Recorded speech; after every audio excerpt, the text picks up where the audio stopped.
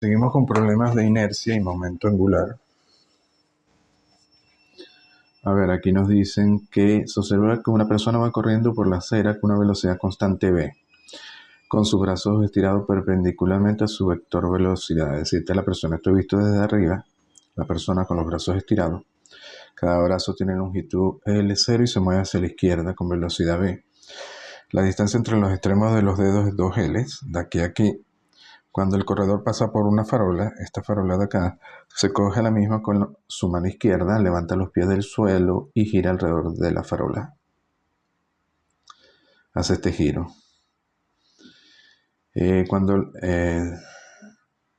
Si la masa es m, ¿cuál es el valor de su momento cinético respecto a la farola cuando corre por la acera? Bueno, la persona se aproxima a la farola con momento cinético de valor, sabemos que es, en este caso sería el módulo de mr cruz b. R, como es medido desde la farola, iría de aquí a la persona, al centro de masa de la persona, su velocidad v. Y B y R forman un ángulo, por tanto va a ser MRB seno de tita, donde tita es el ángulo que forma R con B. Este ángulo es este mismo. Pero resulta que R seno de tita sería este lado, por tanto sería L0. Así que queda ML0B. B pequeña. B, si la fuerza de reacción de la farola no solo la hace girar, sino además proporciona una fuerza impulsiva que hace frenar ligeramente su movimiento hacia adelante, de modo que su energía cinética se reduce en los 4/5 de su valor original. ¿Cuál es su momento de inercia respecto a la farola? Nos piden el momento de inercia de la persona respecto a la farola. A ver, esto es una colisión porque la persona va corriente y de repente se agarra a la farola. Y es como si fuera una colisión y por tanto las fuerzas son impulsivas. Ahora, ¿cuál es la fuerza de reacción? La fuerza de reacción al pegarse a la farola genera una fuerza centrípeta porque la persona comienza a girar, así que necesita una fuerza centrípeta.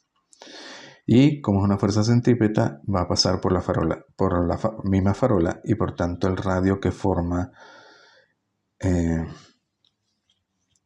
va a pasar por la farola y por tanto no va a poder ejercer ningún momento sobre la persona, porque estamos tomando al eje centrado en la farola.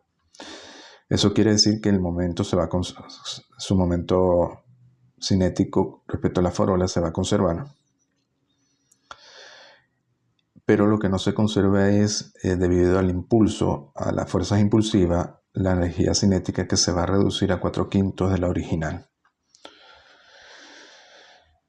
Ahora, la energía cinética inicial sabemos que es un medio de m por v cuadrado. La final nos dicen que va a ser 4/5 esta, la original. Por tanto, es 4/5 esto. Y sabemos que la energía cinética, en función del momento cinético, se puede escribir como L cuadrado entre 2i. Pero este sería el L final, pero como el momento se va a conservar, es constante, podemos usar el momento inicial.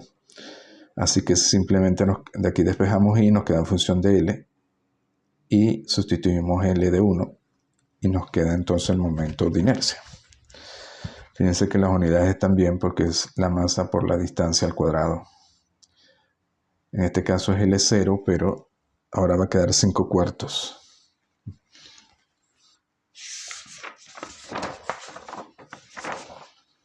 A ver, este problema es de rotación, un problema teórico. Nos dicen que haya la velocidad tangencial de un punto sobre la superficie de un cilindro y la velocidad total v, que rueda sobre una superficie plana sin deslizar en función de la velocidad de su centro de masa y su velocidad angular w. La velocidad se compone de una velocidad tangencial al punto P. Debido al giro del cilindro, sería esta velocidad tangencial, debido al giro del cilindro, y una componente horizontal debido a la traslación del centro de masa, que sería esta Vc, la velocidad del centro de masa. Estas dos Vc y Vt se componen en v, que es la velocidad total de este punto P. En este caso, Bueno, aquí gira, el punto P está girando respecto aquí al punto de contacto. Sabemos entonces que B total va a ser BC más BT. Ahora, BC lo tenemos porque es la velocidad del centro de masa y como está rodando sin deslizar, BC tiene que ser lo que avanza el cilindro y lo que avanza va a ser simplemente RW.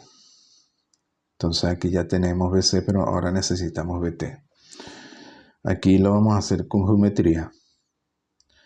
Tendríamos el centro del cilindro, tenemos el radio, esto sería el punto P acá, este sería el radio R también.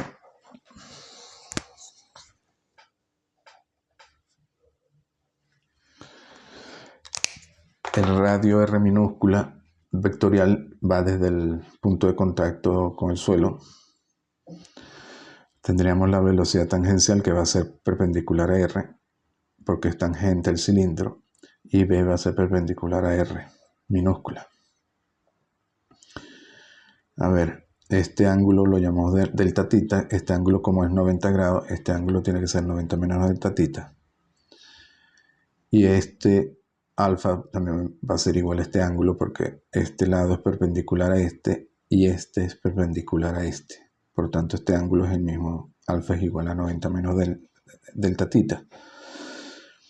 Bueno, de la geometría vemos que R cuadrado lo podemos expresar en función de R delta tita, porque esto sería la hipotenusa y estos serían los dos lados, los dos catetos. Este lado sería de aquí a aquí, que es R, más este lado, que es R coseno de delta tita al cuadrado, más este, que es R seno de delta tita al cuadrado. Luego, para hallar BT se usa el vector de posición R, que es perpendicular en el punto P a B. Bueno, esto lo podemos desarrollar. Nos queda de esta forma. Después de desarrollarlo, luego sabemos que B, la velocidad del punto P, va a ser WR.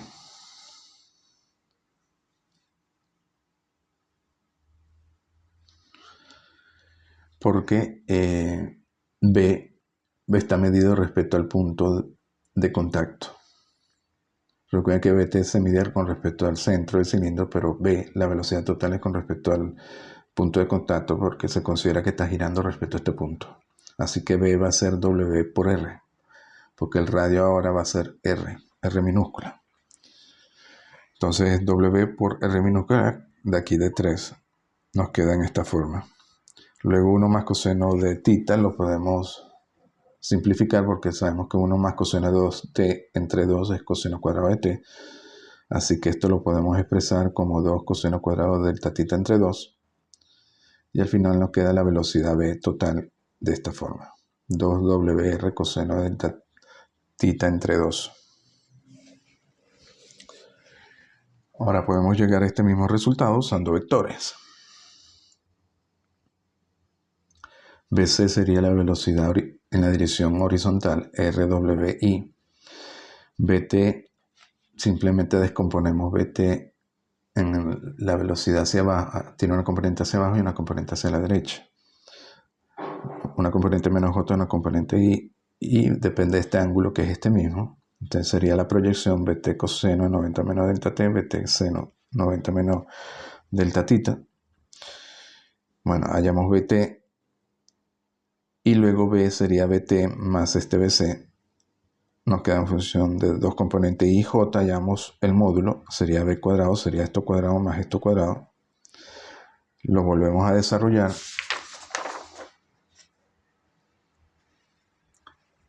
Y llegamos al mismo resultado de 6. A ver, este es otro problema. En este caso nos dicen que hallemos la fuerza de fricción mínima para que un cilindro que rueda por un plano inclinado ruede sin resbalar. Use el resultado para la aceleración del centro de masa. La aceleración del centro de masa sabemos que es 2/3 G seno de tita. Y nos piden hallar la fuerza de fricción mínima, porque si no hay fuerza de fricción, esto simplemente se desliza. Y si es muy baja, rueda, pero a la vez se desliza. Entonces no es una rotación, no está rodando completamente, ¿no? Así que si F es mayor que fuerza de fricción, entonces sí rueda sin deslizarse. Bueno, la única fuerza cuya línea de acción no pasa por el centro del cilindro es la fuerza de fricción. El peso pasa por el centro del cilindro y vamos a hallar el torque respecto al centro del cilindro. Esta fuerza debe proporcionar el momento necesario para generar la aceleración angular alfa. Bueno, simplemente la fuerza de fricción sería la fuerza de fricción por el brazo, que es R, es igual a, como lo estamos midiendo respecto al centro del cilindro, el momento de inercia respecto al centro por alfa. Pero alfa, y lo tenemos porque simplemente sería el momento de inercia del cilindro respecto a su centro. Es un medio mr cuadrado por alfa, pero alfa lo tenemos porque como queremos que ruede sin deslizar, alfa tiene que ser A entre R. Ya no lo dan, así que alfa es esto entre R, y de aquí podemos despejar la fuerza de fricción. Y nos queda 1/3 de mg seno de tita. Ahora, esto podemos llegar aquí aplicando la segunda ley de Newton, tomando en cuenta que A, la aceleración del cilindro es 2/3 de g seno de tita, que sería la aceleración del centro de masa. Sabemos que la fuerza de fricción va a ser la aceleración del peso, de la gravedad, menos la fuerza resultante. Bueno, si quieren, esto lo pasan hacia la izquierda y esto a la derecha. Esto se mueve hacia la derecha y el peso también iría en la dirección del plano, así que quedaría MA sería igual a MG. MA es la resultante, MG es seno de tita menos la fuerza de fricción que va en dirección contraria al peso. Bueno, aquí sustituyen A en función de M y G y llegan al mismo resultado de 3, 1/3 de mg seno de tita. A ver, esto es un problema de momento de inercia.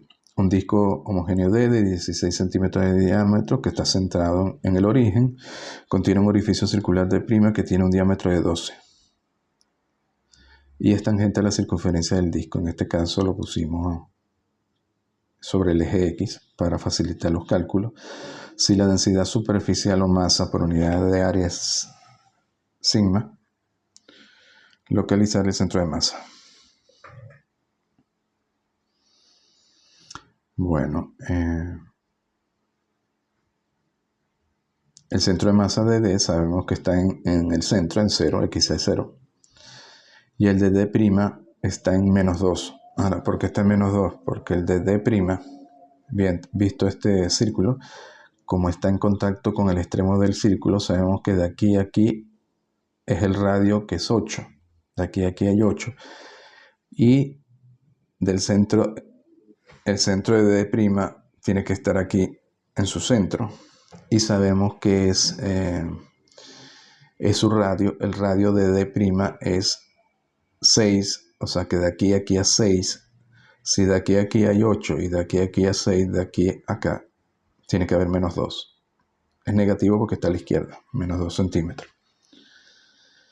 Luego, tratando a D' como un cuerpo de masa negativa y que tiene un centro de masa en -2, aplicamos la ecuación del centro de masa como si los dos discos fueran partículas. Es decir, hacemos la masa por la distancia. La de D, su distancia del centro de masa es 0. Su masa es la densidad por su área, que es pi r d cuadrado, y esta sería pi r d' al cuadrado por sigma por -2, porque está citado a -2, y la masa igual, se suman una masa positiva y una negativa. Bueno, lo calculan y efectivamente da 2,57, es decir, está hacia la derecha, pero está alejado de 4, que sería el de D. Está más pegado al origen debido al hueco que tiene a su izquierda. A ver, este parecido. Nos dicen que tenemos una molécula de hidrógeno, está compuesta de 2 átomos de hidrógeno, cada uno de ellos de masa 1,7 por 10 a la menos 4 gramos, con una distancia de separación entre su centro de masa que vale 10 a la menos 8, manteniéndose así debido a las fuerzas interatómicas. Casi toda la masa de ambos átomos está concentrada en su núcleo, que tiene un radio de 1,5 por 10 a la menos 13. Entonces vamos a considerar esto como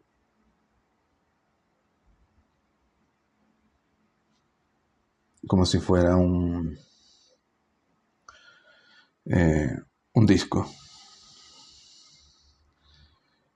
Luego nos piden a calcular el momento de inercia de un solo núcleo de hidrógeno respecto a un eje que pasa por su centro, un eje diametral. Esto ya lo habíamos dicho, calculado, ¿no? Si esto es una esfera y estamos calculando la inercia respecto a un eje diametral, la inercia es 2/5 de mr cuadrado. M lo tenemos y R sería 1,5 por 10 a la menos 13. Luego, el momento de inercia del par de núcleos respecto a la línea que los une. Bueno, tendríamos la molécula con los 2 átomos y esta sería la línea que los une. Esta distancia es 10 a la menos 8. Ahora, la línea que los une pasa por su centro. Así que los dos momentos de inercia se suman. A ver, el momento de inercia se calcula respecto al eje. Como el eje que estamos calculando este átomo es este y el de este es el mismo, simplemente se van a sumar los dos. Entonces el momento de inercia se calcula respecto a un eje y no respecto a un punto en particular. Así que el momento de inercia va a ser la suma de los dos momentos de inercia respecto a un eje diametral. Como son iguales, va a ser 2 veces el de 1, que ya lo habíamos calculado, así que va a ser 2 veces esto. Y la parte C nos dice el momento de inercia del par de núcleos respecto a un eje que es perpendicular a la línea que los une, aquí, y que pasa por el centro de masa del par de núcleos. A ver, el centro de masa de este está aquí, el de este está aquí, pero el de los dos átomos, el de la molécula, tiene que estar aquí. Entonces este eje pasa por el centro de masa de estos dos átomos. De nuevo, el centro de masa, bueno, debe pasar por el punto medio de la línea que los une y nos están pidiendo el momento de inercia respecto a este eje. Bueno, sabemos el momento de inercia respecto a este eje o respecto a este eje. Como este eje es el mismo, un eje vertical, los dos momentos de inercia son iguales. Sería 2 veces el de 1 respecto a un eje diametral que ya lo calculamos.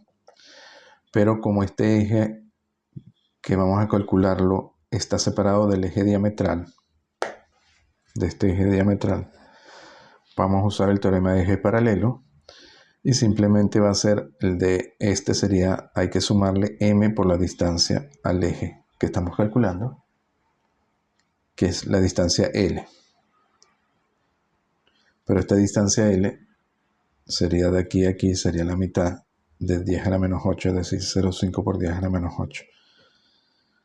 Y bueno, sería 2 veces esto, que sería esto, más esto, con L 0,5 por 10 a la menos 8, y tenemos el momento de inercia total.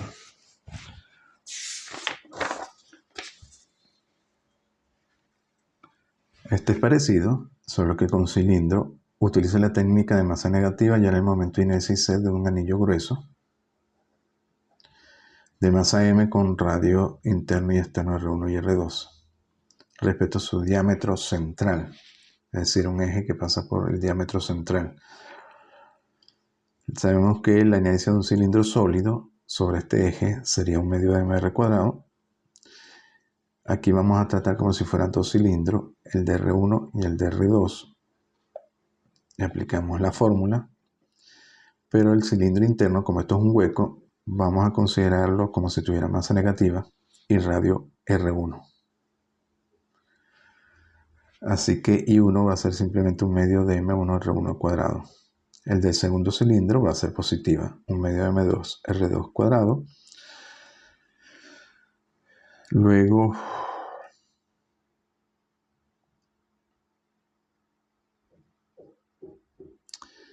Luego la inercia. Aquí hay que tener cuidado de no ir y decir, bueno, ya tenemos I1 y I2, vamos a sumarla. Bueno, la pueden sumar, pero va a quedar en función de M1 y M2. Y queremos que quede en función de M. La densidad volumétrica, ¿cómo hacemos? Bueno, aquí tenemos que hallar M1 y M2. Para eso necesitamos la densidad volumétrica, va a ser la masa total entre el volumen del anillo, no del cilindro, de este anillo. El volumen del anillo sabemos que es su longitud L por su área. Y esta área es la resta de las dos áreas del círculo de radio R2 y el círculo de radio R1. Así que queda pi por R2 cuadrado menos R1 cuadrado por L. La masa total va a ser M1 más M2. Así que va a ser este volumen por el área de M1 por L. El volumen es la densidad volumétrica, de masa volumétrica, por el área 2, pi2R2 cuadrado por L. Momento de inercia del anillo grueso, entonces va a ser la suma de las dos. Pero ahora M1 ya lo podemos sustituir por esto, y M2 lo podemos sustituir por esto.